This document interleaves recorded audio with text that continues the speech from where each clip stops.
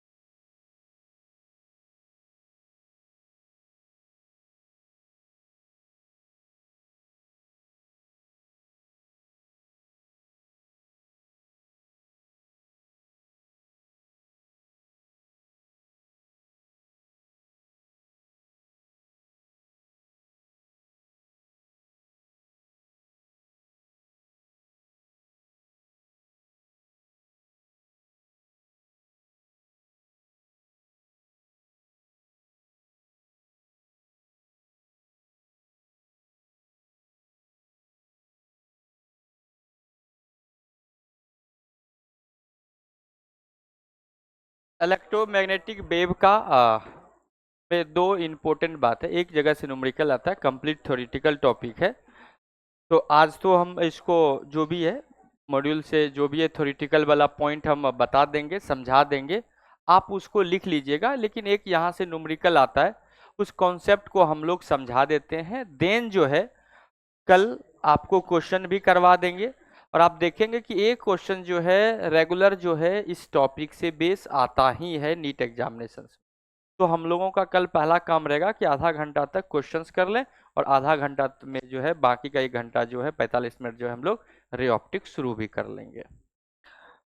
तो हम लोग इसमें एक बात करते हैं कि अगर हम लोग कल जो हम लोग पढ़ रहे थे लास्ट क्लास में, शायद आपको पता होगा,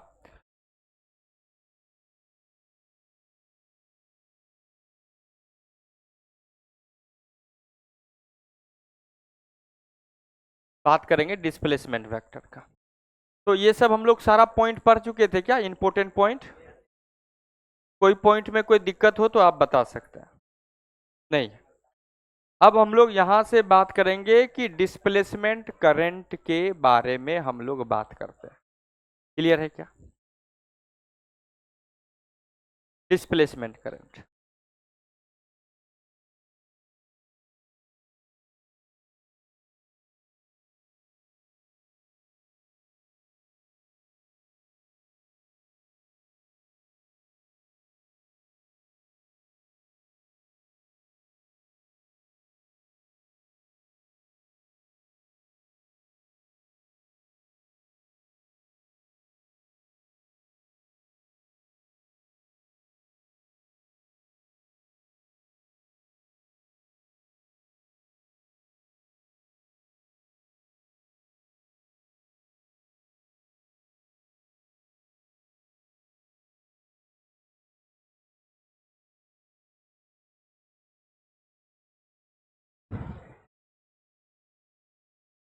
चलिए, बहुत सारे लोग आज आए हुए हैं, बहुत दिन के बाद आए हैं।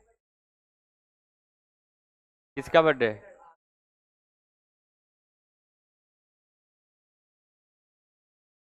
किस बात का बर्थडे?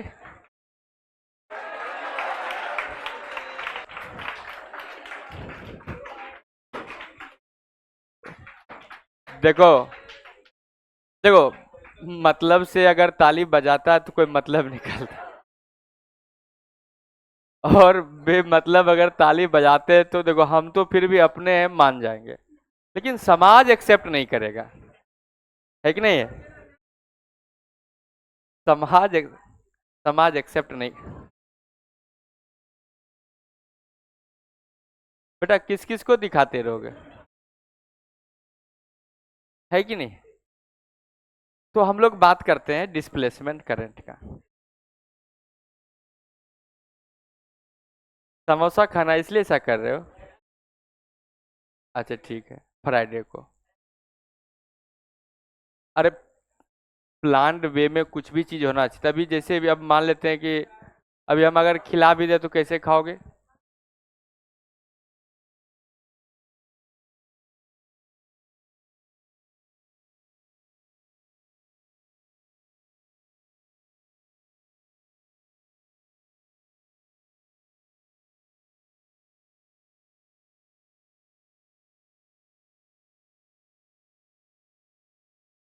तो पहले से डिसाइड अगर हो जाता तो हम लोग खा लेते, कोई बड़ा बात है समोसा। लेकिन अभी अब जैसे ही तुम,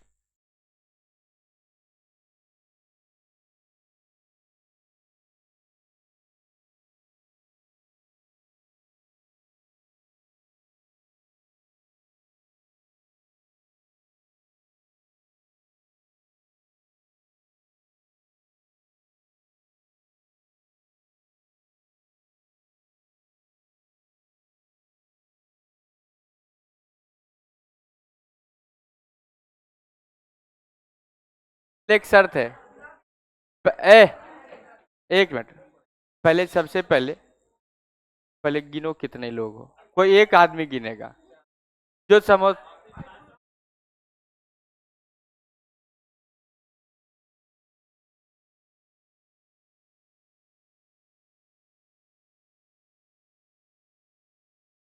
अब देखो ऐसा ना हो कि मुद्दा जो है मतलब तुम डॉक्टर बनने जा रहे हो कि समोसा पे बिक जाना। कोई एक आदमी गिन लो, ठीक है?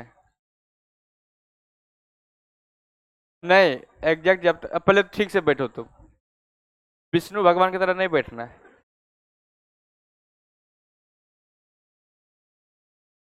आदमी गिन लो, कोई एक आदमी गिनेगा। और शर्त मिनिमम ये है कि अगर गिनती गड़बड़ हुआ बेटा तो नहीं मिलेगा।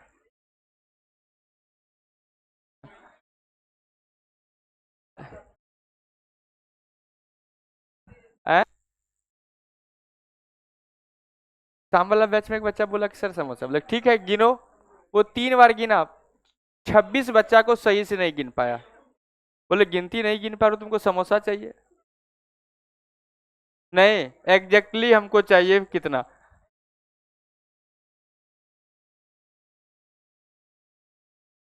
चलिए, तब तक देखो,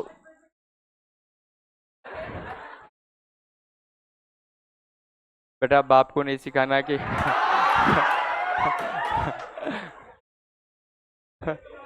तो फिर थोड़ा देर में तुम कहोगे सेकंड वेज में कितना बैठा है। एक गिनती गिनने तो ही बोल रहे हैं, गिन लो। तब तक हम लोग आगे बढ़े, समय कम है। अगर समय बचेगा तो हम क्वेश्चन भी डिस्कस करें, चैप्टर बस पढ़ाते ही भी खत्म हो जाएगा। समय बचेगा तब तक जाइए। बेटा अगर इतना सारा गिन लोगे तो जो आते जाएगा तो नहीं बढ़ते जाएगा एक एक।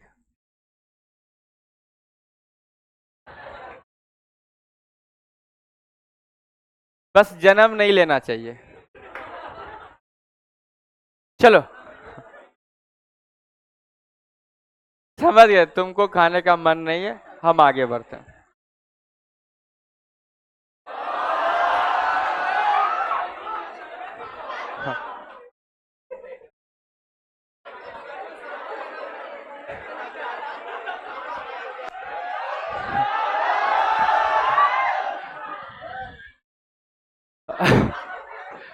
हो गया।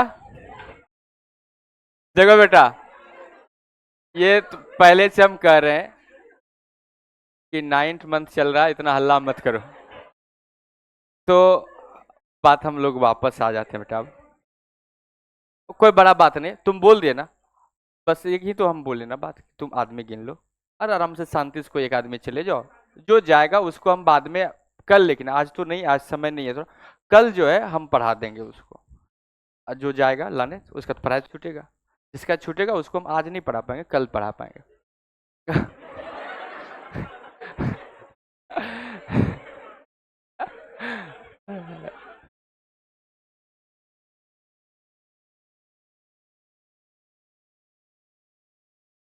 यही दिक्कत है।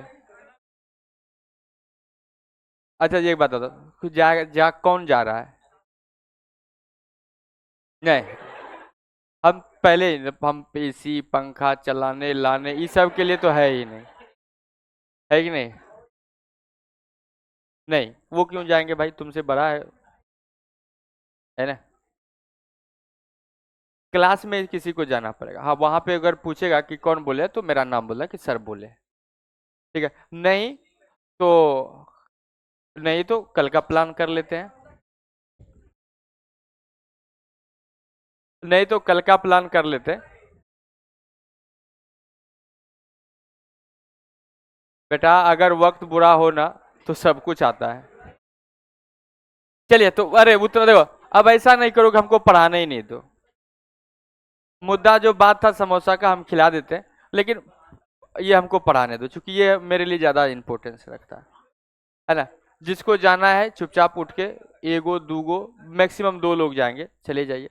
आदमी यहाँ से खड़े होके गिन लीजिए, गिन के चले जाइए। अरे बेटा हम देंगे, वहां से एक बार खाली कैंटीन वाले को कह दोगे सर का है, स्कैनर भेज देना, पेमेंट कर देंगे। नहीं होगा, फिलहाल तुम तक तब तक जो है तुम जीपे कराना, हम आ जाएंगे।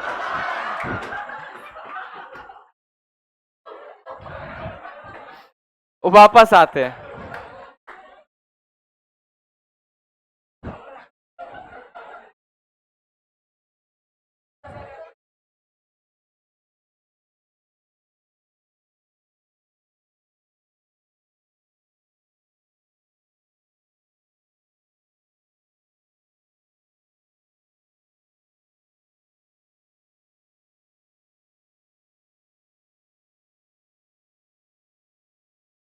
ए, डिस्कस करना नहीं है कि तुम पे करते हो कि नहीं पे करते हो। अच्छा कोई बात, 87 होगा तो 88, एक बाहर के भी लोगों को जोड़ लेना, एक हमको भी जोड़ लेना।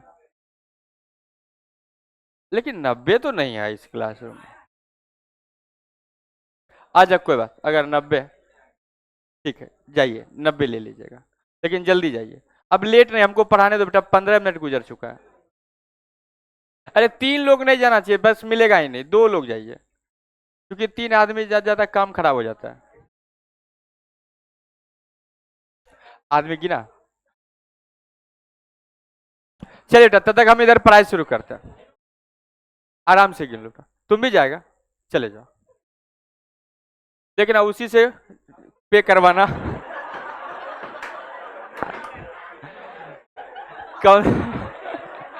Concept of displacement current.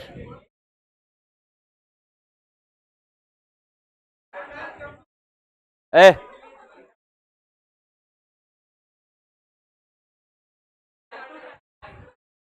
हो गया चल।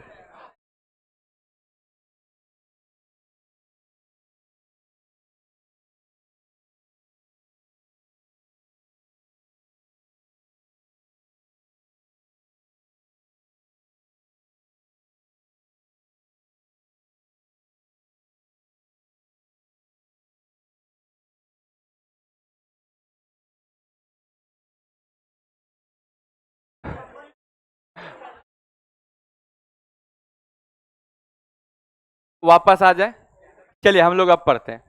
बेटा डिस्प्लेसमेंट करंट क्या है, सिंपल से हम लोग बात करते हैं। देखो क्या है कि आप सब जानते हैं, हम लोग सब जानते हैं कि सर ये जो कॉन्सेप्ट इसलिए आया डिस्प्लेसमेंट करंट, सिर्फ डायरेक्ट न्यूमेरिकल डिस्प्लेसमेंट करंट पे ही आता है कि डिस्प्लेसमेंट करंट क्या है। सर हम लोग तो पढ़े थे कि करंट तो पढ़े थे, कन्वेंशनल करंट तो हम लोग पढ़े थे, ये डिस्प्लेसमेंट करंट क्या है? ये सिंपल सा बात है कि अगर बात करें जिसको कंडक्शन करंट भी बोलते हैं, conduction current due to flow of the charge D Q by D T. जैसा कि आपने कहा कि सर अगर मैग्नेटिक फील्ड में अगर चेंज आता है तो वहां पे पोटेंशियल इंड्यूस होता है, that is the changing magnetic field produce the potential difference about a conductor। changing magnetic field क्या प्रोड्यूस करेगा? Magnetic changing magnetic field produce करेगा कंडक्टर के अबाउट पोटेंशियल डिफरेंस जनरेट करता, और अगर सर क्लोज सर्किट हो तो उसमें करंट भी फ्लो करता है। ये हम लोग पहले पढ़ चुके हैं।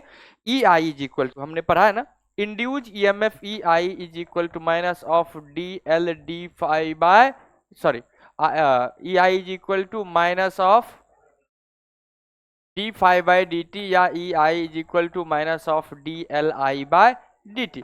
तो हम लोग इसी का बात कर रहे हैं। तो डी फाई का मतलब क्या है, तो आप लोग कहते थे sir E I is equal to minus of A D B by D T, that is the changing magnetic field produce current. अगर ईएमएफ प्रोड्यूस हो रहा है, पोटेंशियल डिफरेंस जनरेट हो रहा है, तो कंडक्टर अगर क्लोज लूप में है तो करंट भी डेवलप करेगा। चलो ठीक है sir.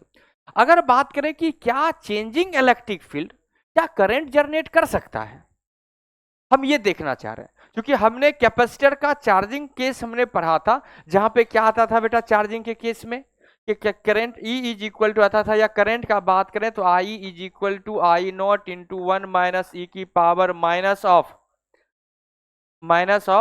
1 by R C into t आता था। यही आता था क्या? इसका मतलब है कि यहां पे सर करंट सर वैरी कर रहा है, करंट वैरी कर रहा है। तो हमने यहाँ पे ईएमएफ का भी बात करें तो सेम रिजल्ट आता था। V इज इक्वल टू, देखो क्या रिजल्ट लिखा था बेटा आपने, एक बार देखो जल्दी से। V equal to V naught minus 1 minus of 1 by R C into T, लिखे थे कि नहीं लिखे थे?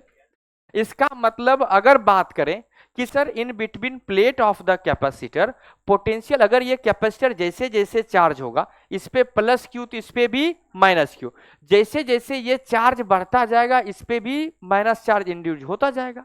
तो मतलब हम ये करें कि जैसे जैसे पोटेंशियल बढ़ेगा वैसे वैसे इलेक्ट्रिक फील्ड भी तो चेंज करेगा। क्योंकि आप सब जानते हैं कि sir E is equal to होता है minus of D V by D R. इसका मतलब सर पोटेंशियल अगर बढ़ेगा तो इलेक्ट्रिक फील्ड भी सर बढ़ेगा। तो इसका मतलब है कि इस दोनों कैपेसिटर के बीच में सर इलेक्ट्रिक फील्ड जो है बढ़ता जा रहा है। तो इसका मतलब है कि सर अगर इलेक्ट्रिक फील्ड चेंज हो रहा है, पोटेंशियल डिफरेंस है, डेफिनेटली यहां से इस सर्किट में करंट तब तक फ्लो करेगा जब तक कि ये कैपेसिटर फुल चार्ज ना हो। इसका मतलब तब तक ही ये कैपेसिटर चार्ज होगा जब तक कि इस कैपेसिटर के बीच में जो है इलेक्ट्रिक फील्ड वैरी कर रहा है। इसका मतलब है कि इस रीजन में जब सर दो ये गैप है सर, कि अगर ये दो गैप है, अगर एक वायर यहां पे रखा हो एक वायर यहां पे रखा हो बेटा, अगर हम इसको सर्किट से जोड़ दें तो क्या इसमें करंट फ्लो होगा? आपका आंसर नहीं होगा। लेकिन ऐसा क्या हुआ कि दो प्लेट को हमने रख दिया तो इसमें करंट फ्लो होने लगा। जो पैरेलल प्लेट कैपेसिटर या स्फेरिकल कैपेसिटर का बात करें तो हमने तो दो कंडक्टिंग वायर को इस तरह से रखा था, तो आप कह रहे थे सर ये ओपन सर्किट है, कोई करंट फ्लो नहीं होगा। लेकिन हमने इसके दोनों एंड पे प्लेट लगा दिया, अब सर ये सर कुछ समय के लिए इसमें करंट फ्लो होने लगेगा, और ये तब तक होगा जब तक ये कैपेसिटर फुल चार्ज ना हो जाए। तो ऐसा कैसे हो गया भाई? तो इसको बताया साइंटिस्ट ने, मैक्सवेल ने, कि देखो एक्चुअली क्या है कि जब ये जो है चार्ज हो रहा होता है तो इस बीच में जो जो करंट फ्लो होगा, वो जो करंट है वो है आपका डिस्प्लेसमेंट करंट। कौन सा करंट है? Displacement current. तो क्या अगर यहां पर अगर ऐसा है तो यहां पे कोई करंट होगा? बोले नहीं है। बोले क्यों नहीं है? क्योंकि जो है यहां पे कोई चार्ज एक दूसरे को इंड्यूस कर ही नहीं रहा है। कर रहा है क्या? नहीं। यहाँ पे ये जैसे ही अगर सर्किट में जाएगा, ये जो है पॉजिटिव टर्मिनल है तो इस पे प्लस चार्ज, तो इस पे माइनस इंटीजो। इसका मतलब है हायर पोटेंशियल से लोअर पोटेंशियल की तरफ एक इलेक्ट्रिक फील्ड डेवलप करेगा, और इलेक्ट्रिक फील्ड डेवलप कर रहा है तो इसका मतलब बेटा पोटेंशियल डिफरेंस होगा, क्योंकि electric field move from higher potential to lower potential. तो सर ये हायर पोटेंशियल पे होगा, ये लोअर पोटेंशियल। अगर दो पॉइंट के बीच में पोटेंशियल डिफरेंस है तो सर वहां पे करंट जनरेट होगा।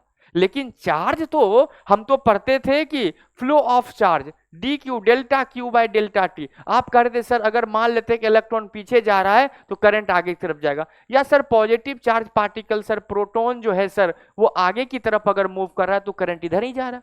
लेकिन सच में बताइए, दो कैपेसिटर रख दें तो क्या कोई चार्ज ड्रिफ्ट होता हुआ आपको नजर आएगा क्या? नहीं, एक्चुअली सर होता ही नहीं है। क्या जहां पे चार्ज ड्रिफ्ट होगा? जवाब है सर नहीं होगा। तो सर जब इस रीजन में कोई चार्ज पार्टिकल मूव ही नहीं कर रहा है from plate A to plate B, तो सर करंट कैसे आ गया? तो बेसिकली तब साइंटिस्ट बोला देखो करंट तो होगा, क्योंकि अगर चार्ज इंड्यूज हो रहा है, सर्किट में करंट फ्लो हो रहा है, तो डेफिनेटली ऐसा कह ही नहीं सकते इस रीजन में कोई करंट है ही नहीं। क्योंकि अगर सीरीज में बेटा तो ये टोटल करंट फ्लो होगा कि नहीं होगा सर्किट में? बोले सर ऐसा नहीं कह सकते कि करंट नहीं है, करंट तो है, सर्किट में करंट फ्लो हो रहा है। तो बोले सर वो करंट आया कहां से?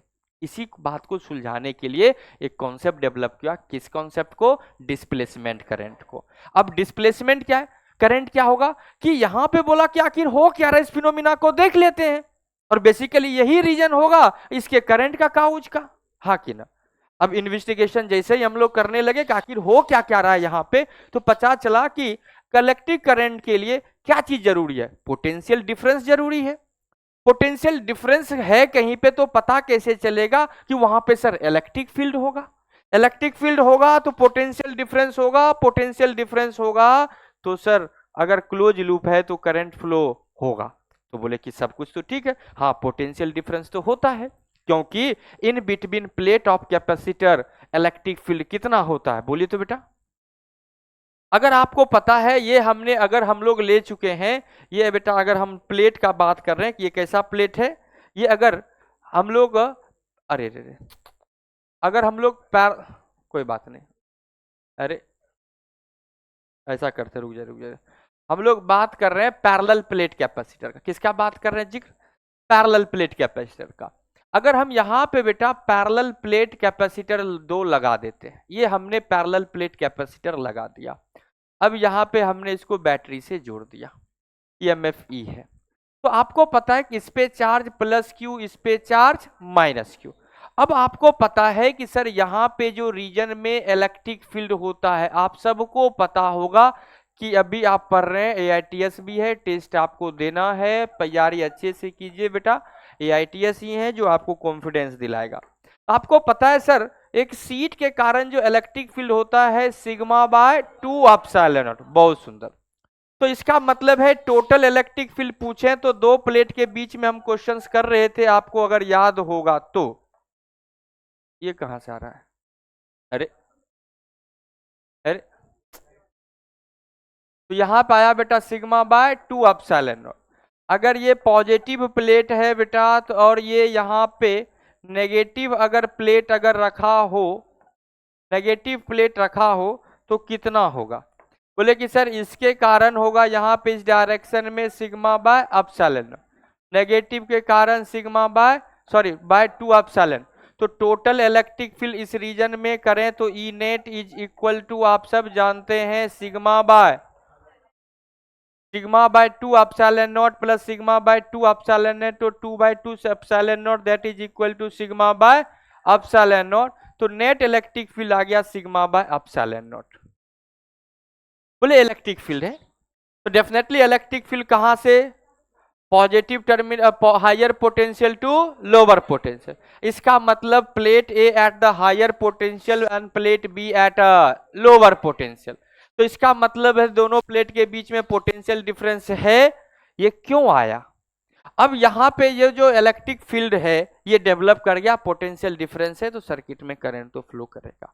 तो हम लोग बात करें तो कैसे आया, क्या हुआ? आप सबको पता है net electric field is equal to वो है बेटा सिग्मा बाय एप्सिलॉन नॉट। तो हम लोग E इज इक्वल टू लिख सकते हैं Q by a time of epsilon naught. Q by a क्यों? क्योंकि surface charge density is equal to total charge by total area, तो Q बाय ए। तो हमें करंट अगर निकालना है तो आपको पता है करंट इक्वल टू होता है dQ बाय dt। तो हमें बेटा डिफ्रेंशिएट करना होगा टाइम से, बोथ द साइड कर लें तो ऐसा लिख दें DE, ऐसा भी लिख सकते हैं इधर अगर हम लोग कर लें बात तो इसको लिख सकते हैं, तो E into A into epsilon naught is equal to Q लिख सकते हैं क्या? तो अगर बात करेंगे किसी समय पे इलेक्ट्रिक फील्ड क्या होगा तो आप लिखेंगे DQ by A epsilon naught लिखेंगे किसी भी समय पे। तो मान लेते हैं जब हम ये बात कर रहे हैं चार्ज Q था, तो अगर हम लोग डिफ्रेंशिएट कर दें बोथ द साइड तो लिख सकते हैं epsilon naught E into A by D by D T is equal to लिख सकते हैं DQ बाय dt। अब देखिए क्या होगा बेटा, एप्सिलॉन नॉट बाहर कर दें तो DE time of A by dt is equal to DQ by dt को क्या लिख सकते हैं I। इसका मतलब I इज इक्वल टू जो होगा वो क्या हो सकता है बेटा, epsilon naught into e into a को फाई बोलेंगे, क्या क्या है बेटा, इस फ्लक्स को बोलेंगे, लेकिन ये है electric flux, D phi by D T. और ये जो करंट आता है इसको बोलते हैं डिस्प्लेसमेंट करंट। तो displacement current is equal to epsilon naught D D phi by D T. इस करंट को क्या बोलते हैं हम लोग,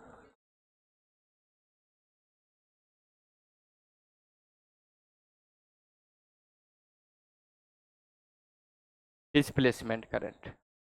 तो आपको तीन अलग अलग पोजीशन पे पूछा जाता है कि करंट कितना होगा, आपको पूछा जाएगा तो इन बिटवीन तो आपको पता है केबल और केबल डिस्प्लेसमेंट करंट होगा, हाँ कि ना।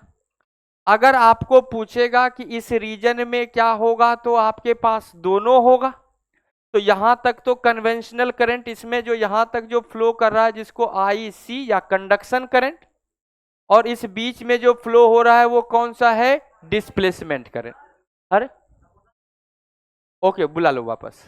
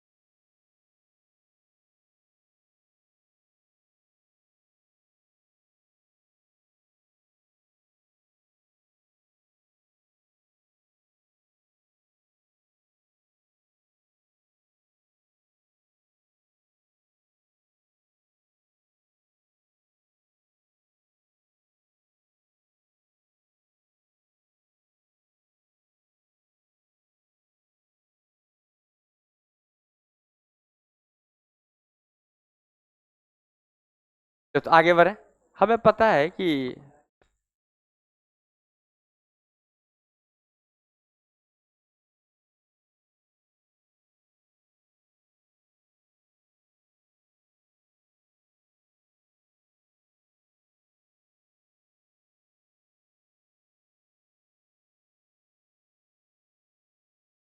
तो हम लोग वापस आ रहे हैं, वो भी वापस आ रहा है, हम लोग वापस आ रहे हैं।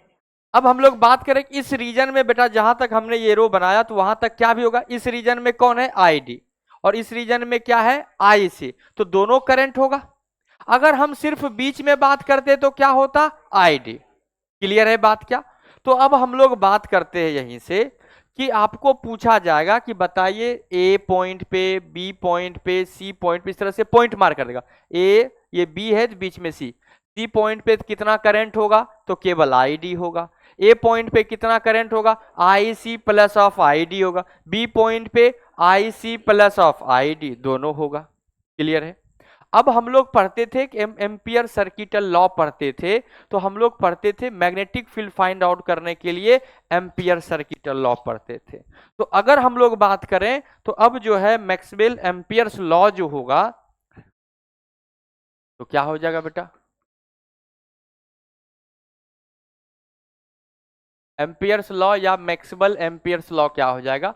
आप पढ़ते थे line integration of B vector dot DL vector is equal to mu naught time of total current inside that the loop. तो अगर मानते तक आपने पढ़ा होगा, एम्पियर्स लॉ इंपोर्टेंट है, बोर्ड के लिए पूछा जाता है। अगर इस किसी भी क्लोज लूप से, इस लूप से जितना करंट पास होता था वो टोटल करंट लेते थे।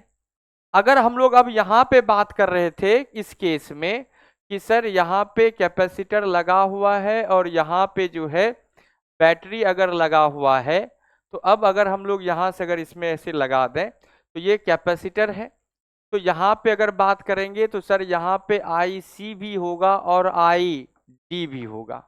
तो डेफिनेटली जो है टोटल करंट का बात करते हैं आई नेट का, तो आपके पास line integration of B vector dot DL vector is equal to mu naught times of I C plus of I D के बराबर होगा।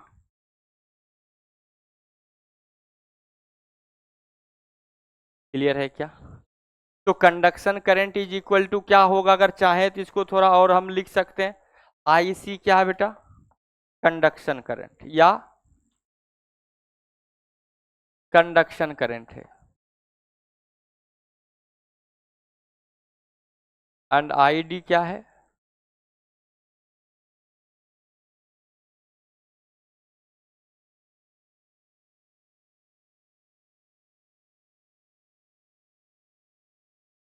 Displacement current. ठीक है, लिख रहे थे क्या? इधर लिख लीजिए। मेन यही था इस चैप्टर का पॉइंट। अब इसके बाद अलग अलग प्रॉपर्टी आता है, क्वेश्चन भी हम सब कर लेंगे। कल जो है टोटल क्वेश्चन एक साथ हम बनवा के लेके चले आएंगे, जितना पीवाईक्यू का है और जितना बन सकता है। कल तो वो उसका दिए हैं, एसी चैप्टर का कल अपडेट नहीं हुआ है क्या आप पे?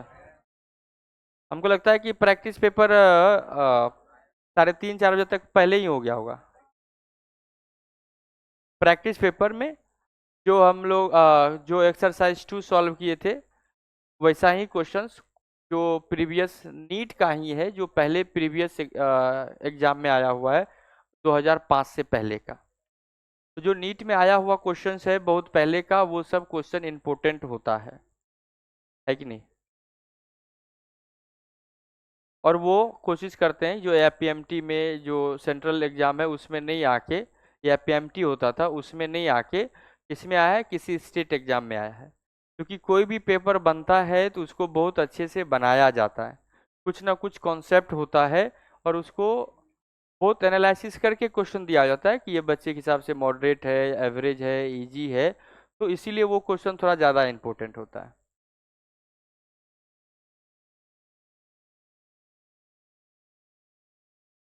ये डिस्प्लेसमेंट करंट ही मेन था। अब आता है आपको डिफरेंट डिफरेंट जो है ईएम वेव के बारे में आता है। ईएम वेव का स्पेक्ट्रम आपको ध्यान रखना है, अभी बता देते हैं। और कुछ अलग अलग रे के बारे में आपको बताया गया था, अभी मॉड्यूल लेंगे आपको बता देंगे, उसको लिख लीजिएगा। लेकिन न्यूमेरिकल साला अभी इसी से बन जाएगा। एक ही चीज इसमें इंपॉर्टेंट था, जो न्यूमेरिकल वाला पार्ट था, वो था डिस्प्लेसमेंट करंट। पढ़े यहाँ से आगे? पढ़े?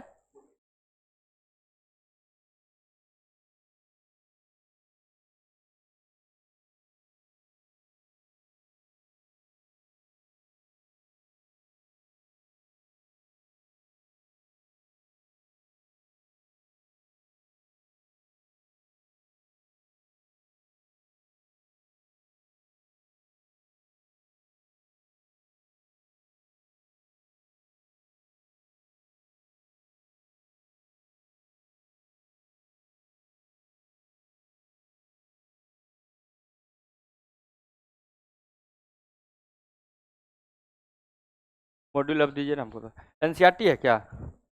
चलो तब तो और अच्छा चीज है, एनसीईआरटी से लाइन बाय लाइन पढ़ा देते हैं।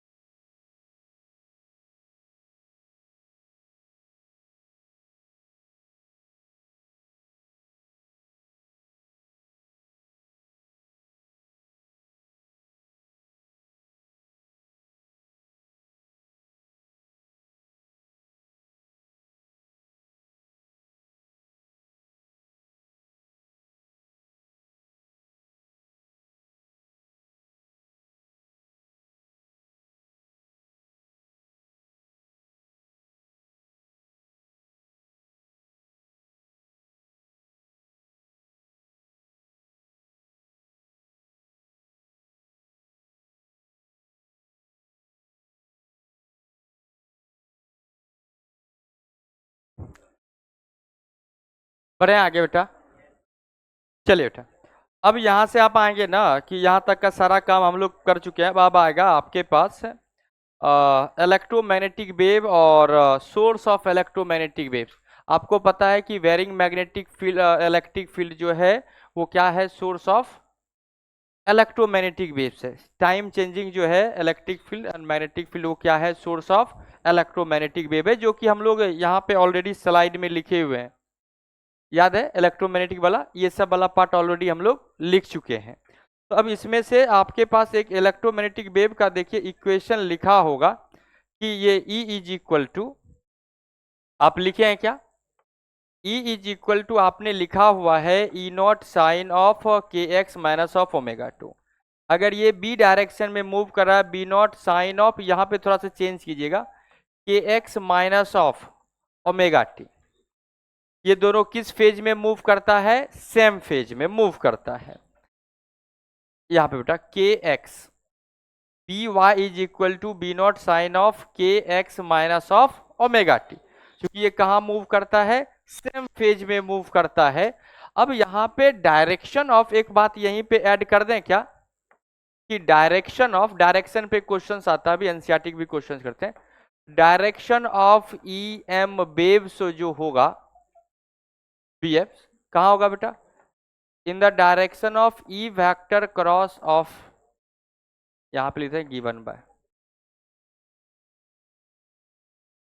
Given by E vector cross of B vector. जो E vector cross of B vector का जो डायरेक्शन आएगा वही डायरेक्शन किसका आएगा, इलेक्ट्रो ईएम वेव्स का आ जाएगा। और सबको रिलेशन पता था कि sir C is equal to क्या होता है, E बाय बी के बराबर होता है। क्लियर है।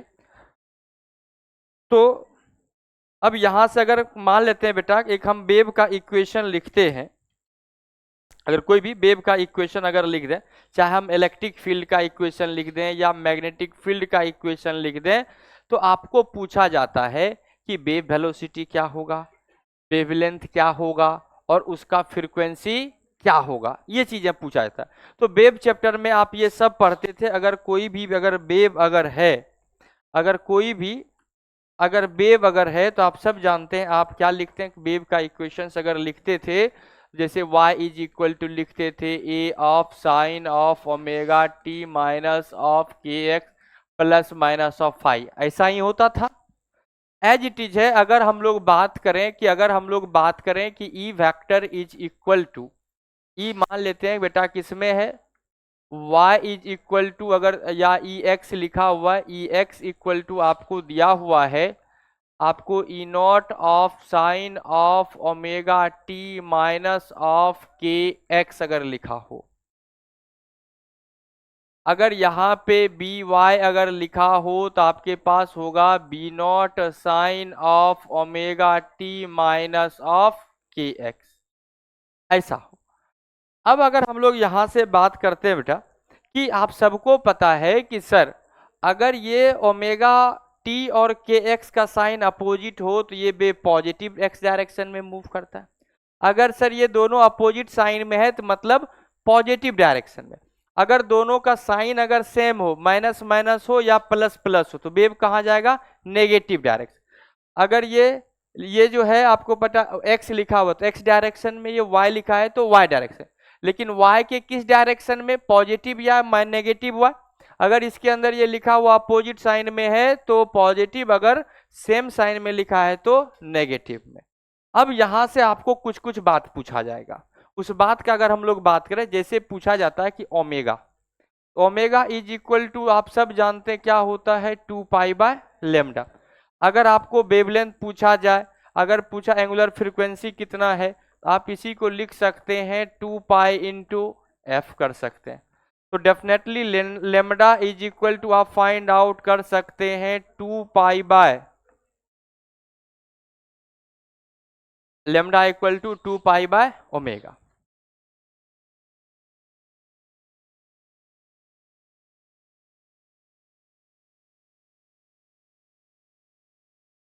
देन आपसे पूछा जाएगा किसके बारे में, के बारे में।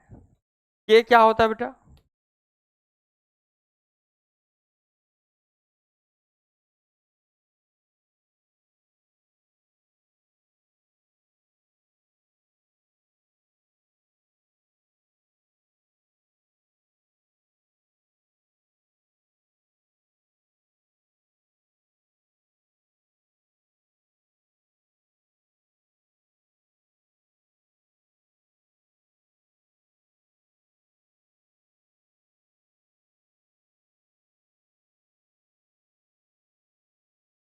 ए सॉरी, ओमेगा इक्वल टू 2 पाई/t ना, ओमेगा इज इक्वल टू क्या, 2 पाई/t, और t बराबर,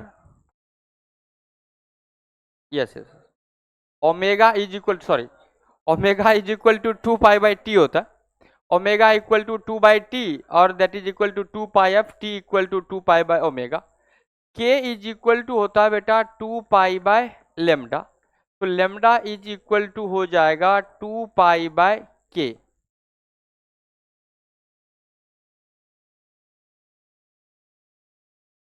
तीसरा बात, अगर हम लोग बात करें, हम लोग अगर बात करते हैं कि हमें निकालना है वेव वेलोसिटी, तो वेव वेलोसिटी कैसे निकलता है,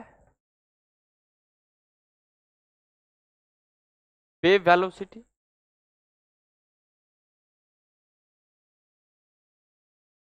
वेव वेलोसिटी, अगर वेव वेलोसिटी होगा कि distance travel by wave per unit time, that is the wave जो 1 साइकिल कंप्लीट करेगा, किसी भी अगर वेव का हम लोग बात करते हैं तो ये इसका वेव लेंथ, 1 कंप्लीट साइकिल का जो लेंथ होगा, तो यहाँ से लेके यहाँ तक का जो लेंथ है वो क्या कहलाएगा, वेव लेंथ, और इसको जो पूरा करने में जो समय लगा वो क्या कहलाएगा, टाइम पीरियड।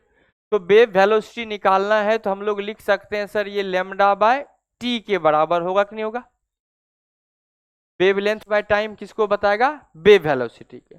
तो हम लोग बेटा यहां से लेमडा इज इक्वल टू क्या लिख सकते हैं, 2 पाई/k, and time period t is equal to क्या लिख सकते हैं, 2 पाई/ओमेगा, ओमेगा को ऊपर लिख दे, 2 पाई कैंसिल, तो wave velocity v is equal to,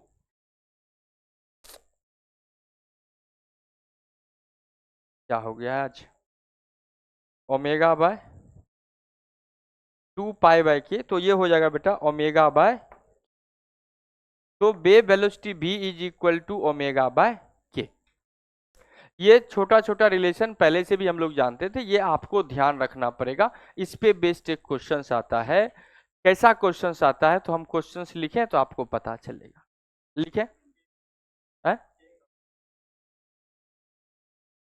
के, ये constant K X, coefficient of X, y is equal, अगर लिखते हैं E X equal to E naught sine of omega T minus K X, तो ये बेटा के क्या है, कोफिशिएंट ऑफ एक्स, और टी ओमेगा कौन होता है, कोफिशिएंट ऑफ टी होता है। उसी का बात करें तो ओमेगा इक्वल टू आप सब जानते हैं 2 पाई/t होता है। तो अगर हमें बात करें कि इसको या 2 पाई/f होता है, फ्रीक्वेंसी भी पूछा जा सकता है, आपको टाइम पीरियड अगर निकालना है 2 पाई/ओमेगा करेंगे। अगर k जो होता है वो k इज इक्वल टू 2 पाई/लेमडा होता है, लेमडा इक्वल टू 2 पाई/k। अगर हम लोग यहाँ से वेव वेलोसिटी निकाले तो ओमेगा/k। 11th में ये सब क्वेश्चंस करते थे कि नहीं, वेव में चैप्टर में। जैसे अब क्वेश्चंस करें एक दो, जैसे इस पे बेस्ड क्वेश्चंस कैसा आएगा, जैसे लिखा हुआ है, क्वेश्चन है कि a plane electromagnetic wave of frequency 25 megahertz, बढ़े यहां से आगे बढ़े ना, कुछ बोल ही नहीं रहे, बढ़े क्या नहीं बढ़े, दुखी हो गए क्या,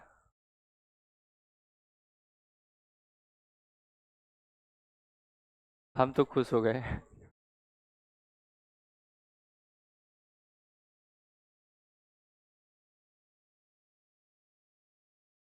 कोई भरोसा नहीं कि बाहर नहीं चला गया हो,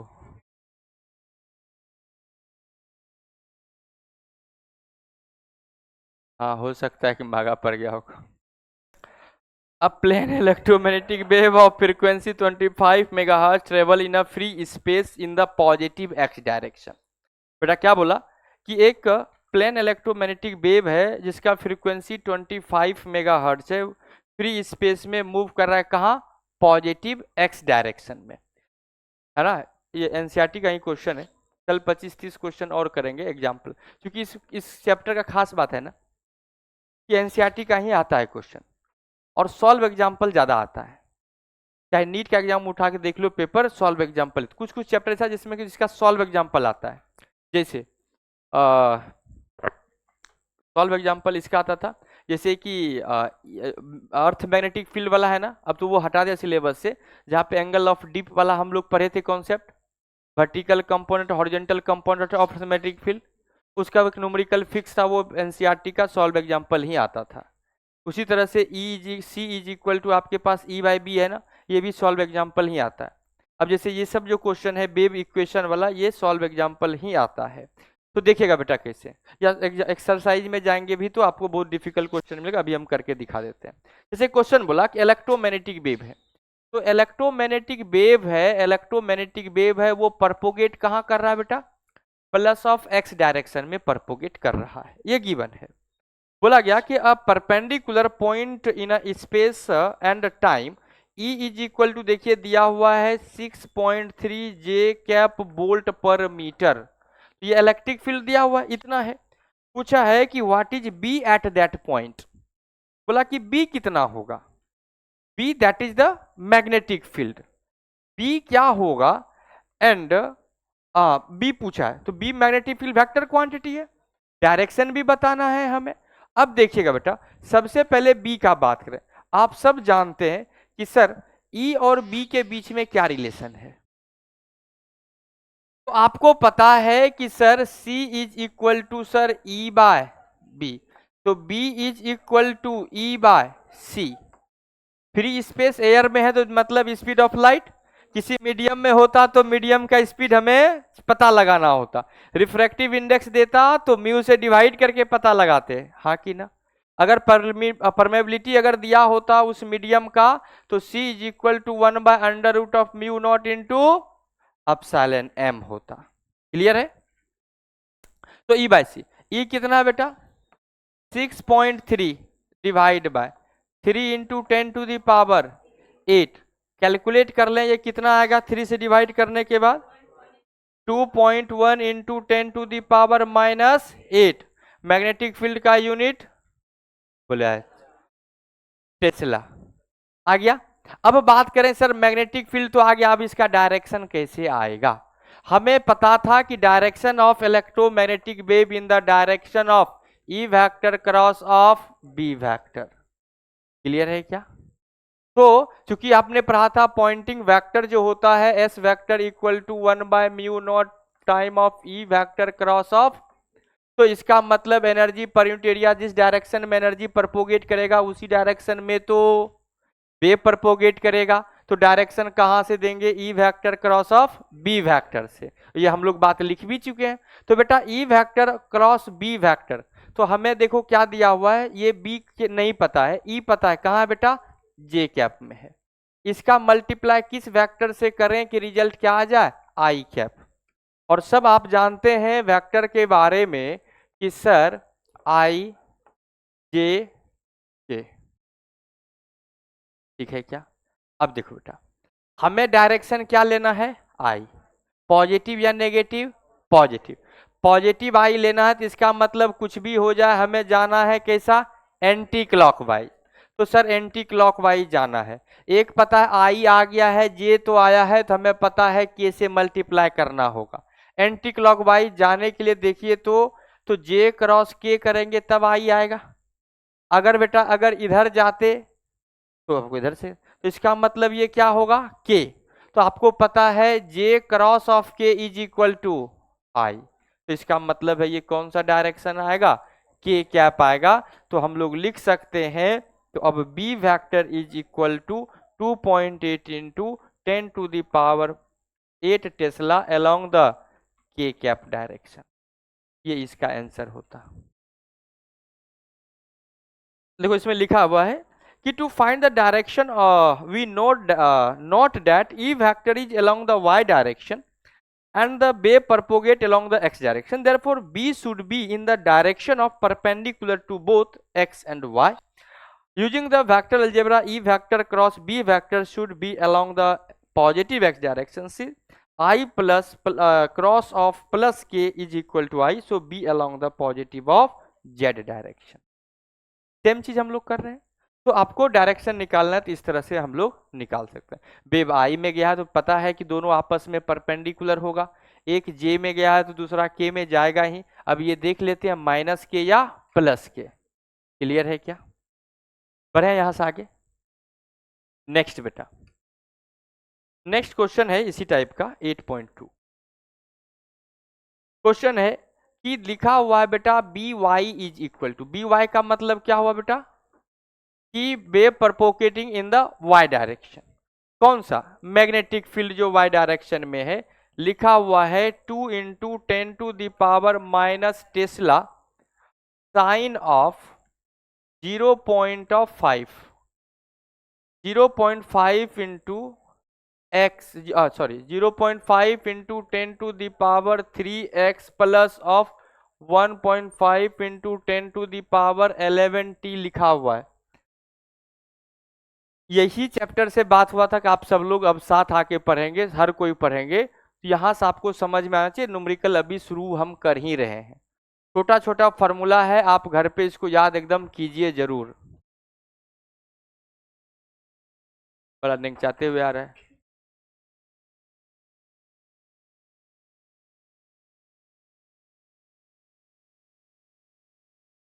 तुम लोग कुछ खाया था कि नहीं? ए,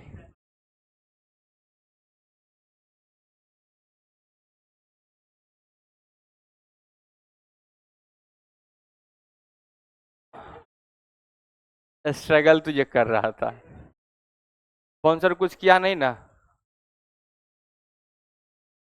वो वही है, क्या कर रहा है? पहले इसको भेज दिया, फिर अब उसके साथ कुछ कर रहा होगा।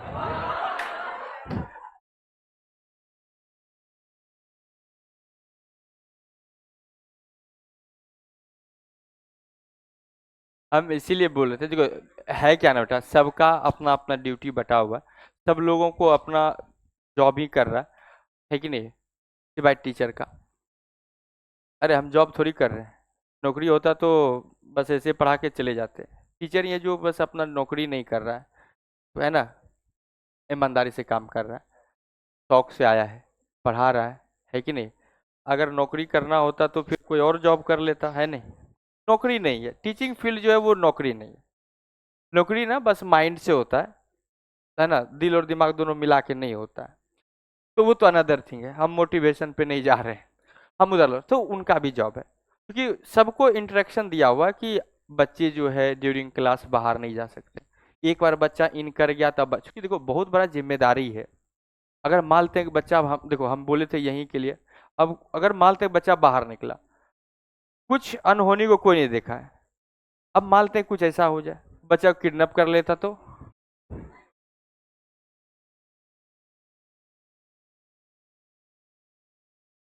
कहता कि हाँ भाई, कैसे बोला कि अमित सर समोसा लेने भेजे थे।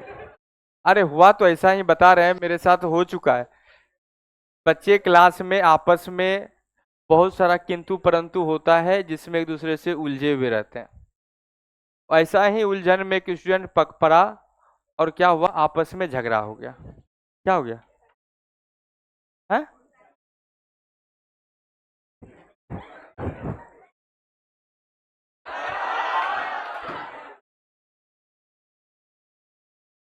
ये चोरी नहीं है, सब लोग जान रहे हो। चुप रहोगे तो तुम लोगों को भी इसमें कुछ हिस्सा मिलेगा।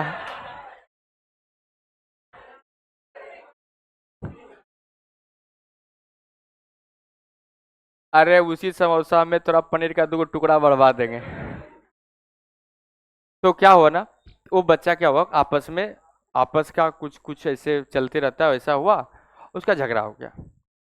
और उसको एलएस कॉम्प्लेक्स था बगल में, गांधी मैदान, छुट्टी होने के बाद सब उसी रास्ता से जाता है शाम में, तो गया तो वहां पे कुछ लोग जो है उसको, लोग क्या मतलब, फ्रेंड का फ्रेंड सब मिलके उसको पकड़ लिया। कभी भी देखो, झगड़ा बातचीत बहुत छोटे लेवल का चीज है, बस उतना ही रहना चाहिए। कभी भी कुछ ऐसा बात किसी को नहीं बोल देना चाहिए कि ये लॉन्ग टर्म रिलेशन खराब हो जाए, या किसी पे कभी हाथ भी नहीं उठाना चाहिए, क्योंकि ये दुनिया बहुत छोटा है। हो सकता है कि आज हम हैं कल नहीं रहे, हो सकता है कि हम लोग आज हैं साथ में कल नहीं रहे, है कि नहीं? दुनिया बहुत छोटा है, अगर आप अच्छे से अगर निभाएंगे ईमानदारी से तो, अगर नहीं निभाना है तो दुनिया बहुत बड़ा है। तो ना, तो उसको उसके साथ मारपीट कर दिया, लेकिन उसको ना पीटते पीटते एक बात कह दिया कि बहुत होशियार बनता है, तुम टीचर का रिस्पेक्ट नहीं करता है। हो गया।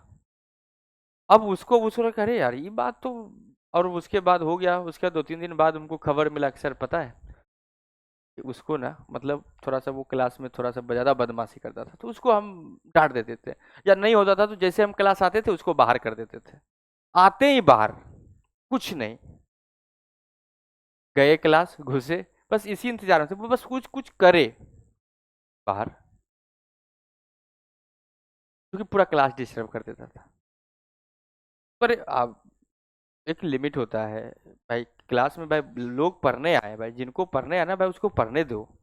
तो और हम पढ़ाने आए हैं, हमको भी पढ़ाने दीजिए, और बाकी क्या है बाकी, और आपको हमको मेरे साथ इंटरटेन करना है, क्लास को डिस्टर्ब करना है, तो ब्रेक का समय होता है उसमें खूब डिस्टर्ब कर दीजिए, है कि नहीं। तो ना वो क्या काम करता था, मतलब इतना बेहुदा बच्चा था, वो क्या करता था, किसी लड़की को कहता था हमको तुम्हारे बगल में बैठना है, और हमको इससे कॉन्फिडेंस आता है, और जब तक हम बगल में नहीं बैठते ना क्वेश्चन ही सॉल्व नहीं होता है। लेकिन बेटा जब हम अकेले में बैठाने लगेंगे ना, सारा कॉन्फिडेंस।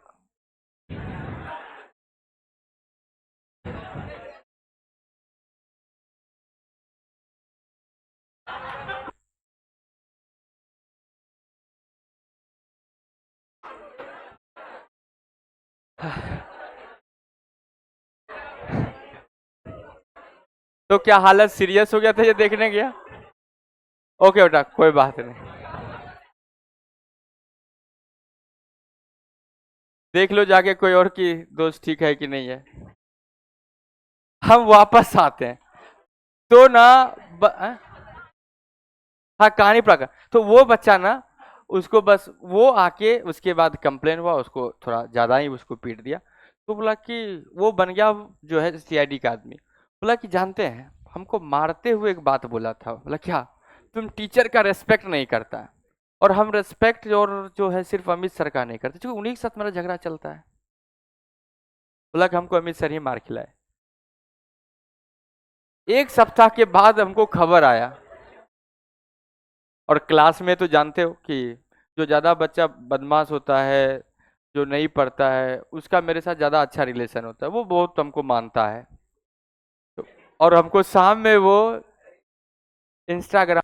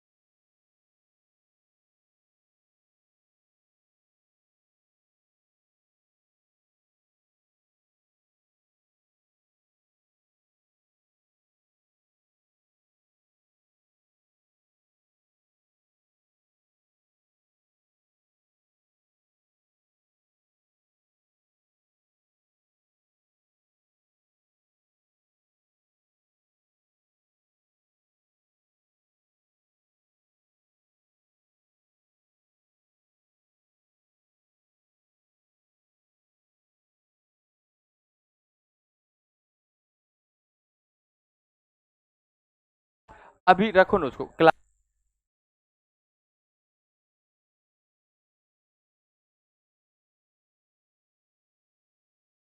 है तो लेकिन बहुत ही, है ना, सब मिलके थैंक यू बोल देना, हम नहीं बोलेंगे, हम खुश।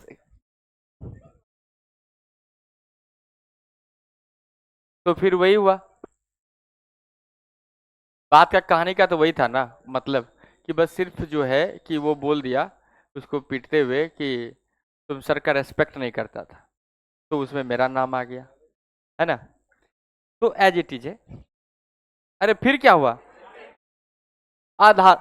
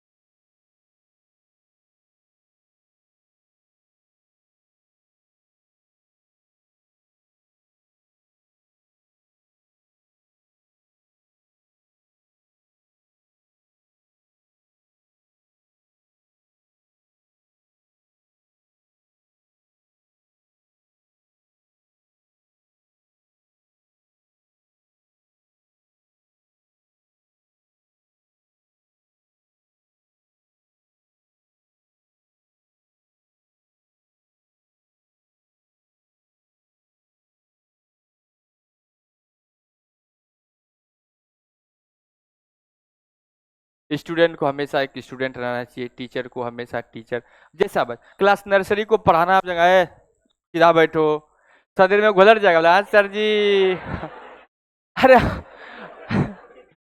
तो उसको भी पढ़ाना है, छोटे बच्चे को तो आपको वैसे ही पढ़ाना होगा, है कि नहीं है? हाँ, हम वापस आते हैं अपने क्वेश्चन पे,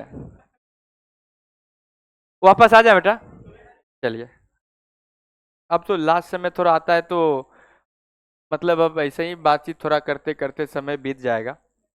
मतलब the magnetic field in a plane electromagnetic wave given by this, दिया हुआ बेटा। What is the wavelength and frequency of a wave? Wavelength और फ्रीक्वेंसी क्या होगा? देखो हम कह रहे थे ना वेवलेंथ और फ्रीक्वेंसी पूछा जाता है, तो आपको पता है कि सर वेवलेंथ निकालना है तो हमें के पास जाना होगा। ये हमारा के है और ये ओमेगा है, तो ओमेगा क्या देगा? फ्रीक्वेंसी। और के क्या देगा? लेमडा। अब जानते हैं के बराबर होता है बेटा 2 pi by lambda is equal to 2 pi by, तो यहां पे कितना हो गया? बाहर से ले आया, बाहर से ले आया, अच्छा किया, क्योंकि फिर परसों तक हम भुला ही जाते हैं। अच्छा, फिर चला गया फाइनली। तो बस यही हम पूछ रहे थे, वो पे कैसे किया? फोन पे किया था? बोले फोन पे किया था। तो बेटा हो गया 2 पाई बाय के। ठीक, के का वैल्यू बेटा पुट करोगे ना, तो ये 1/2 लिख दें क्या? इंटू 10⁻³ लिख दें बेटा, करो ना क्या होगा। तो ये हो गया बेटा 4 पाई इंटू 10⁻³ लेमडा ऐसा यूनिट में पुट करेंगे तो किस में आएगा? मीटर में। एक बात का ध्यान दीजिएगा, वेव इक्वेशन के साथ लिखा होता है कि ये मीटर में है या सेंटीमीटर में है। अगर नहीं कुछ दिया हो तो मीटर में, मीटर में दिया होता है, इसका वैल्यू हम लोग पुट कर दिए। अगर इसको कैलकुलेट करोगे तो रिजल्ट जो है एनसीईआरटी से मैच कर जाएगा, सेंटीमीटर में आएगा, क्योंकि 10⁻³ मीटर है बेटा, 4×12 होगा, तो लगभग अगर 10 मान ले तो 10⁻² मीटर, इसका मतलब है बेटा कि ये सेंटीमीटर में आएगा, और 1 सेंटीमीटर के आसपास आएगा, तो ये 1.26 आंसर देगा। हम वहां पे तक जा ही नहीं रहे, ओमेगा पे बात करते हैं बेटा। आपसे पूछा फ्रीक्वेंसी, आप सब जानते हैं omega is equal to 2 pi into F, तो बेटा एफ इज इक्वल टू क्या हो जाएगा? Omega by 2 pi. ऐसा क्वेश्चन एकदम गलत नहीं होगा, नहीं समझ में आए तुरंत पूछिएगा। तो बेटा कितना होगा? यहां से हर किसी को समझना होगा, कल जितना अभी आज वेव इलेक्ट्रोमैग्नेटिक वेव में पढ़ाए हैं वो सब पूछेंगे, कल क्वेश्चंस करेंगे, और वो लोग खास करके ध्यान रखिएगा जो पहले से नहीं पढ़ रहे थे, क्योंकि उसी को हमको पढ़ाना है, बाकी जो लोग पढ़ रहा है तो वो अपने पढ़ रहा है। तो बेटा 1.5 लिख रहे हैं ना पूरा, रुको ना, डिवाइड बाय बेटा 2 पाई, तो divide by frequency omega by 2 पाई। आप बहुत अच्छा अगर समझदार हैं तो आप ऐसे कर सकते हैं, लेकिन 3 पॉइंट समथिंग, लेकिन हम चाह रहे हैं कि मत काटो, इसको रहने दो। अब बस आपको पता चले कितना हर्ट्ज, बस लिख देते हैं, कोई दिक्कत? अगर इसको चाहोगे तो 3/4, तो एफ इज इक्वल टू लिख सकते हो 3 इंटू 10⁻11/4 पाई हर्ट्ज। और क्या कैलकुलेशन करने के लिए आप तो कर ही देंगे। ये तो फर्स्ट पार्ट हुआ। सेकेंड पार्ट है right the expression for electric field, ये ज्यादा इंपॉर्टेंट है। इसका बी पार्ट है, बोला कि हमें एक्सप्रेशन लिखिए इलेक्ट्रिक फील्ड के लिए।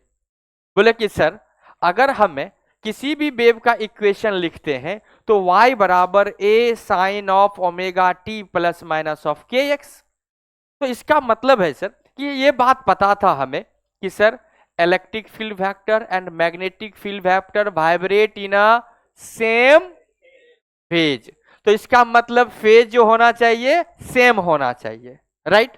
तो चलिए बेटा, तो ये तो बता, लेकिन सर ई नॉट का वैल्यू क्या आएगा? आप जानते हैं बी नॉट, ये कौन सा वैल्यू होगा बेटा? ये है बेटा बी नॉट। तो हमें पता है ई नॉट क्या रिलेशन है? C is equal to E by B, तो इसका मतलब बेटा अगर हमें निकालना है बी नॉट तो हम लोग लिखेंगे C is equal to E naught by B naught. तो यहां से अगर हम लोग बात करें तो बी नॉट निकालना है ना, ई नॉट, तो हम लोग लिख सकते हैं बेटा E naught is equal to C time of equal to C पता है आप सबको 3 इंटू 10⁸ बी नॉट बेटा यहां दिया हुआ है 2 इंटू 10⁻। एनसीईआरटी का ये क्वेश्चन है, एकदम आज जाके कर लोगे, कल चेक करेंगे, है ना। बस बेटा इधर 20-22 दिन है, सॉरी 40-35-40 दिन है बेटा, एकदम मन लगा के पढ़ लो, बहुत अच्छा मजा आ जाएगा। 10 into 10⁻1 that is equal to 60 आ गया बेटा क्या। अब इक्वेशन लिख दें क्या, लिख दीजिए। तो क्या हो जाएगा बेटा, E is equal to 60 of 60, ये सेम फेज में होने के लिए ये सेम वैल्यू होगा 60 इंटू क्या लिख दिया बेटा 0.5 into 10⁻³ plus of 1.5 into 10⁻11t हो गया। आ गया क्या, सेम फेज में होता है, जो साइन के अंदर होगा वही इधर भी होगा। अरे यहाँ पे साइन छूट गया,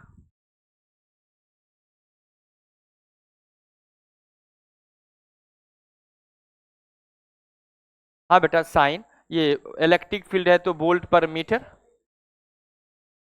क्लियर है क्या, ओके हो जाएगा। अब यहाँ पे इलेक्ट्रोमैग्नेटिक स्पेक्ट्रम है, उसके बाद अलग अलग वेव है, रेडियो वेव है, इंफ्रारेड है, विजिबल रे है, और यहाँ पे एक टेबल बना हुआ है। तो आप ना इस टेबल को हो सके तो लिख लीजिएगा, इस टेबल को लिख लीजिएगा, ठीक है क्या। कल आएंगे तो थोड़ा सा इस समरी को बताएंगे, क्योंकि जो आसान चैप्टर है, जो छोटा चैप्टर है, उसका एक एक पॉइंट हमें लर्न कर लेना है, किसी भी तरह से क्वेश्चन गलत ना हो। आप देखेंगे अभी एनसीईआरटी से क्वेश्चन आया था और समरी से क्वेश्चन आया था, तो जब हम लोग जब एनसीईआरटी का रिवीजन शुरू करेंगे ना, तो वहां पे समरी पे जरूर फोकस करेंगे। तो कल जो है समरी में दिया हुआ है आपके पास 6 पॉइंट, 6 पॉइंट को एक एक करके हम लोग समझ लेंगे, रे ऑप्टिक्स शुरू भी कर देंगे। तो बस एक थोड़ा सा है कि अब इसमें से हम इलेक्ट्रोमैग्नेटिक स्पेक्ट्रम हम आपको बता देते हैं। इलेक्ट्रोमैग्नेटिक स्पेक्ट्रम जो है, इलेक्ट्रोमैग्नेटिक स्पेक्ट्रम, अगर ईएम स्पेक्ट्रम का बात करें तो बड़ा आसान है लर्न करना। तो सबसे पहले आप ध्यान रखेंगे गामा, कौन कौन है, देखिए ना हम बता रहे हैं, बड़ा आसान है कि कौन कौन है इस इलेक्ट्रोमैग्नेटिक स्पेक्ट्रम में, कौन कौन है, गामा, एक्स, तुम भी, आई एम आर। बोले क्या, गामा, एक्स, तुम भी, आई एम आर। आर से कुछ भी ध्यान रख सकते हैं, देखना बेटा, गामा, एक्स रे, कौन कौन है इसमें, गामा, एक्स, तुम भी, यू भी मतलब तुम भी, आई एम आर। तो बेटा गामा, एक्स, यू, भी, आई एम आर। तो गामा कहां से, 0 से लेके शुरू होता है 0.1 एंगस्ट्रॉम तक, 0.1 एंगस्ट्रॉम से 100 एंगस्ट्रॉम तक अल्ट्रावायलेट। विजिबल कहां आता है बेटा, सॉरी, हाँ यस सही है सही है, 100 एंगस्ट्रॉम से। विजिबल कहां आएगा, विजिबल आएगा बेटा 3800 से 7800 एंगस्ट्रॉम तक, या 3900 से 8000 तक, या 4000 से लेके 8000 तक, कौन आएगा, विजिबल आएगा। देन माइक्रोवेव, देन उसके बाद रेडियो वेव। आपको याद बस यही रखना होता है, क्लियर है क्या।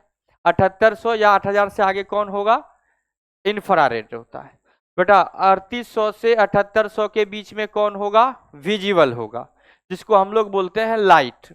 अल्ट्रावायलेट कहां से कहां तक होगा, 100 से 3800 तक। 0.1 एंगस्ट्रॉम से 100 तक कौन होगा, एक्सरे होगा। 0 से लेके 0.1 तक कौन होगा, गामा रे होगा। तो ये आपको इलेक्ट्रोमैग्नेटिक स्पेक्ट्रम का ये सीरीज आपको याद होना चाहिए। क्या है सीरीज भाई, गामा, एक्स, तुम भी, आई एम आर। क्लियर है क्या। तो ये इलेक्ट्रोमैग्नेटिक स्पेक्ट्रम है, ये लेमडा आप सब जानते हैं। तो ये गामा रे है ना। तो आपको पता है एनर्जी जो होता है इनवर्सली प्रोपोर्शनल टू लेमडा होता है। तो हायर एनर्जेटिक कौन होगा? गामा। जब आप प्रॉपर्टी पढ़ेंगे तो आपको पता चलेगा, इसलिए तो रेडियो वेव, माइक्रोवेव, तो जो माइक्रोवेव ओवन जो होता है उसमें कहाँ से एनर्जी आता है? तो बेसिकली वो क्या करता है? रेडिएशन से एनर्जी प्रोवाइड करता है। तो ये माइक्रोवेव, ये रेडियो वेव है। रेडियो वेव जो सिग्नल्स, मोबाइल सिग्नल्स हो गया, टीवी सिग्नल्स, ये कौन है? रेडियो वेव है। तो रेडियो से जो है सिग्नल्स, जो जिस सिग्नल्स को कैच करता है ट्रांसमिशन के लिए, वो क्या है बेटा? रेडियो वेव है। क्लियर है क्या? अब यहां से एक और क्वेश्चन इसी में आता है, और शायद इस बार भी आया था, हम एक बार कंफर्म कर लेंगे। हाइट ऑफ एंटीना,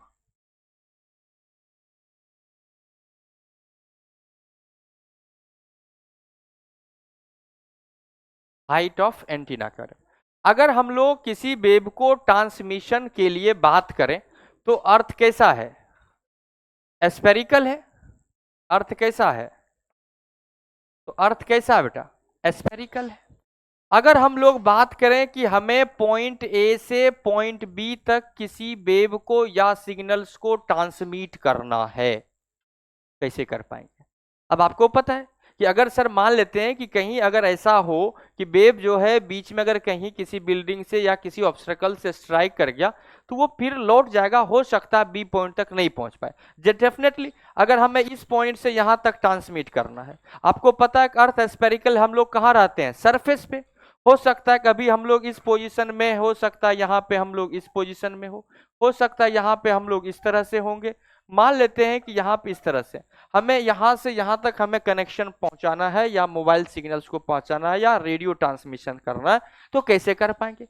अगर वेव अगर यहां से जाएगा तो सर जा ही नहीं पाएगा आगे, क्योंकि अर्थ है, अर्थ के अंदर थोड़ी फ्लो करेगा। या तो आपको लाइन केबल वायर यूज करना होगा, तो स्पेस कम्युनिकेशंस का आप तो यूज तो कर नहीं पाएंगे। तो आपसे ये पूछा जाता है हाइट ऑफ एंटीना हमें क्या रखना होगा। अगर हमें बेटा ए से बी तक करना है तो हम लोग क्या करते हैं कि एक टावर लगाते हैं, जिसको एंटीना ही बोलते हैं। अगर आपने देखा होगा, तो आपने तो नहीं देखा होगा कि जब हम लोग का समय था, टीवी जो चलता था एंटीना घुमाने वाला था, फोटो में आपने ऐसा देखा होगा। पुराना मूवी सब में भी दिखाता है कि वो जाता था, क्यों कहता था कि इसको जो है नॉर्थ साउथ डायरेक्शन में रखता था तो सबसे बेहतर सिग्नल्स आता था। तो अब क्या हुआ कि ये मानते बेटा कि हम इस हाइट एच पे जो है हमने ट्रांसमिशन के लिए ये लगा चुके हैं, एंटीना लगा दिए। ये इस तरह से होता था। अब क्या होगा, यहां से जो है वेव जो है मूव करेगा और यहां से यहां तक पहुंचेगा, तो डेफिनेटली जो है ये ट्रांसमिशन हो जाएगा। यहां से वेव यहां जाएगा, ये यहां से रिफ्लेक्ट करेगा और फिर यहां से कहां चला जाएगा? इस पॉइंट तक चला आएगा। ठीक है क्या? यहां से यहां इंसिडेंट हुआ, यहां से रिफ्लेक्ट करके यहां पहुंच जाएगा। तो आपको पूछा जाता है कि ए से बी तक हमें पहुंचाने के लिए, है ना, कि हमें कितना जो है कि हाइट ऑफ एंटीना एच कितना रखना पड़ेगा। तो कैसे सॉल्व होगा? मैथमेटिक्स है, कर लेते हैं। अर्थ कैसा है? स्फेरिकल है। आपको पता है कि ये जो है ये सरफेस का बात हो रहा है, कहीं से भी बात करेंगे तो ये रेडियस ही होगा, और यहां से यहां तक का भी क्या है? रेडियस आर ही है। अगर ये ए है, इस पॉइंट का नाम अगर दे देते हैं पॉइंट पी, इस पॉइंट का नाम है ओ। तो यहां से आप बता सकते हैं बेटा कि अगर हम थोड़ा सा इस तरह से एक लाइन ड्रॉ कर देते हैं, ये चूंकि हम लोग एज्यूम कर देते हैं A P is approximately equal to, ये मान लेते हैं डिस्टेंस, मान लेते हैं डी, कितना मान लेते हैं? डी। ये जो है वो किसके बराबर है? ए ओ के बराबर होगा। ए ओ के बराबर होगा, जो कि इक्वल टू डी के बराबर है। ये डिस्टेंस मान लेते हैं बेटा डी है। क्लियर है क्या? तो ये मान लेते, क्योंकि ये जो हाइट ऑफ एंटीना है ये बहुत छोटा होगा, हो सकता है कि ये 2 मीटर का, हो सकता है ये 1 मीटर का, ऐसा ही होता है। ऐसा नहीं है कि 1 किलोमीटर का एंटीना लगा दिया। जो टावर आप देखते हैं उसका हाइट कितना होता है? 50 मीटर, 100 मीटर, ऐसा ही होता है, जो कि अर्थ के रेडियस के कंपेरिजन में बहुत छोटा है। और जो जिस दो पॉइंट के बीच में ट्रांसमिट कर रहे हैं उसके भी रेस्पेक्ट में ये क्या है? बहुत छोटा है। तो हम लोग अगर ऐसा हम लोग करें तो यहां से देखिए तो बेटा एक राइट एंगल ट्रायंगल नहीं बन गया क्या? तो राइट एंगल ट्रायंगल अगर बन गया तो हम लोग ऐसा लिख सकते हैं क्या? क्या लिख सकते हो बेटा? तो आप ऐसा लिख सकते हैं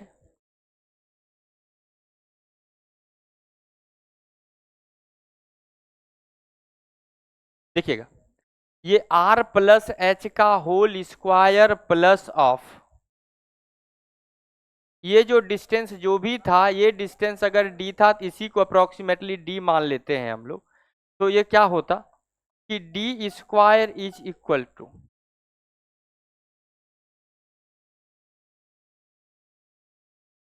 ओह क्या कर रहे हैं हम लोग,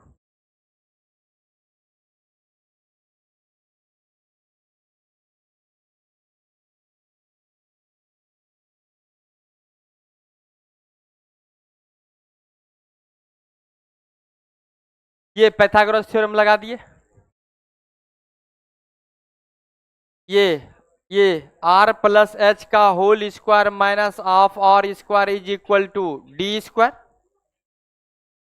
r प्लस एच का whole square minus of r square equal to D square, लगा दिए। तो देखो यहां से क्या होगा, तो ये हो जाएगा बेटा r square plus of H square plus of 2rh minus of r square is equal to D square. तो बेटा r स्क्वायर कैंसिल आउट। आप सब जानते हैं radius of earth is very very greater than height of antenna, तो ये h square बहुत छोटा होगा, हटा दें इसको अभी, तो लिख सकते हैं 2rh is equal to D square. तो यहां से क्या रिजल्ट आएगा, d इज इक्वल टू आपके पास रिजल्ट आएगा under root of 2rh। Clear है, ये ध्यान रखिएगा। तो आपको पता है ये d है, तो ये भी कितना होगा d। तो अगर मान लेते हैं कि आपको ये दिया होता है कि हम जो है कि हाइट ऑफ एंटीना आपको मान लेते दिया 10 मीटर का एंटीना लगा दिए, तो कितना डिस्टेंस तक जो है हम ट्रांसमिट कर सकते हैं, तो डेफिनेटली ये d और ये d, तो कितना ट्रांसमिट करेंगे 2d के बराबर करेंगे। क्लियर है क्या, तो कितना ट्रांसमिट करेंगे 2d के बराबर करेंगे। तो अभी हम लोग इतना ही रखते हैं, इसके आगे हम लोग बात कल करेंगे। आज के लिए इतना ही। Thank you everyone, have a good day.